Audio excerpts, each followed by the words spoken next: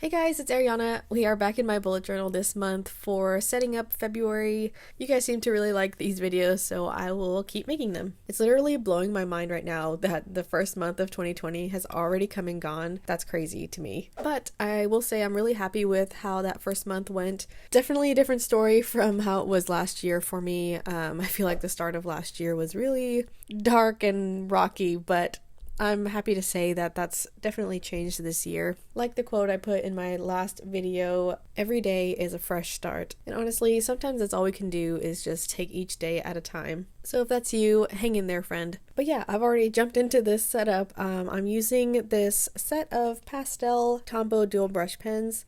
I got this set at Michael's, I believe, but I think you can find them probably Amazon and also Hobby Lobby, pretty much anywhere you can find craft supplies and journaling type of things. As you can tell by now, I chose a theme of these little candy hearts that I thought would be perfect and very fitting for Valentine's Day. They're relatively simple to draw. You just draw a heart and then make them 3D, kind of like you would if you were drawing a box or block letters. I think the key is really just making sure that the perspective of the 3D-ness is all going in the same direction. And then for the text on each heart, I went with some more traditional ones, but also, I don't know if y'all have seen just online in general, people have done these little parodies of these hearts where they'll put something really funny on there.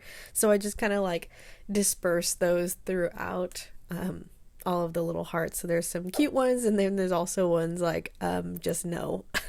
Oh, and also, side note, I would make sure that you test your pens on your paper before you kind of go about doing this, because there is several layers of marker that you're going over in the same spot. I did have a bit of bleed through, throughout the spread, especially with this red pen that I normally haven't used in my bullet journal, but it was the only red pen that I had, so kind of had to make do. I mean, it doesn't bug me that much, but if it's something that bothers you, then I would definitely think about that and test it out prior to making your whole spread with it. Now we're on to our monthly planning page. Wow, say that 3 times fast. I think this is my favorite spread out of the entire setup. You can see that I utilized the red pen quite a bit on this spread, and then all of the pastel colors for all of my headers. So on the left-hand side is just the traditional calendar layout. This is great for planning out events that are coming up throughout the month, and this is where I'll always refer back to every time I'm setting up for my next week. For all of the headers of the days of the week, I decided to make them 3D also. Thought it'd be cute to kind of make them like their little candy bricks as well.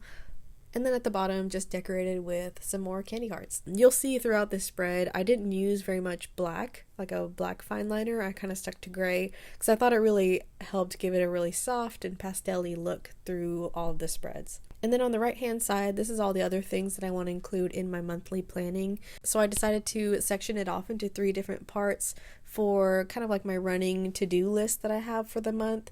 I love using these because they kind of are a catch-all of all the things that I know I have in my brain that need to happen this month that I don't want to forget, basically. So there's that, and then also I've got a little section for my goals for the month. I like to separate my goals out monthly because it's kind of more bite-sized and more tangible that way for me. So I'll write out a couple things that I'm really going to work on and prioritize this month. And then of course just another little space for notes. I always like having a little bit of free space just to jot down some things that come up that I'd like to remember. And then underneath that, that's where I'm going to have my habit trackers. And I really reduced down the number of habits that I track because I found that having many different habits that I'm trying to do all at once really isn't feasible, honestly, and I don't feel like it really does much to help me. So honestly, I think the better thing is to narrow it down to the things that I really want to focus on and then put my energy into those things. So yeah, my focuses for this month is working out, staying on track with my nutrition, and putting work towards my content. And then also this one's kind of a brand new one. I want to stop using technology and my cell phone and things like that before bed. I'm really just kind of saying maybe like 30 minutes or so, an hour if that's possible, before bed. I'd like to just kind of wind down, do some reading, maybe some journaling, and use that time that way. But yeah, so for the little habits that I will tick off, I actually made them little hearts. I thought that was so cute and clever of myself. So for each day that I complete that habit during the month, then I will just fill it in like so. The next page is just another content planning spread. Same thing like I did last month, just a place where I can get my thoughts down onto paper and to kind of see visually where I've got different things coming up and to kind of help myself stay on track. So I've got the growth tracker there up at the top corner, and then again I split the page in half with the dates so that on the left side will be everything related to YouTube, and then everything on the right side will be related to my Instagram. And then just a little bit different from last month, I added these two little sections at the bottom. One is just kind of like a dump of all the different ideas that I have that I'd like to do this month. Some are like, yes, for sure, I want to get this done. And then others are just kind of floating ideas that I kind of put there in case I'd like to, switch gears and do something else. And then under that is a section for all the different collabs I'm doing. This is just kind of recent that's kind of come up, and I don't want to forget anything, and I want to keep track of all the different things that I'm working on with other people. So I say all the things, it's really just a couple things, but I can only just assume that it'll probably grow from there, so I figured it would be great to have a place to plan all of that out. And then with that, we are into our weekly spread.